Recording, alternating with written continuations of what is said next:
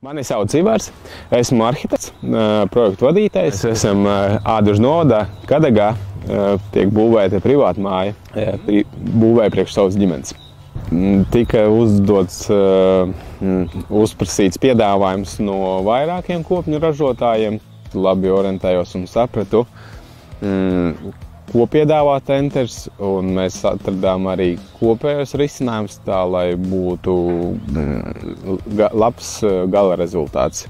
Un tika arī saņemts no kopņu ražotājs visi rasējumi, arī 3D modelis. Ņemot vērā, ka kopnes tika uzsūtīts no Tenter, mēs arī gribējām, lai Tenter montāžnieki liek tās kopnes, jo mums likās, tas ir tīri loģiski.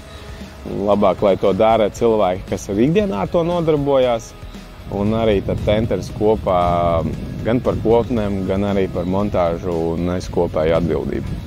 No sākuma tika pielemts un jau ieprojektēts projektā koku konstrukcija, koku pārsegums un koku spāres, bet pēc tam, tuvojoties jau būvniecībai, sapratām, ka tomēr tas izmaksā salīdzinoši dārgi. Mēs nevarējām īsti atrast cilvēkus, kas to var uzmontēt.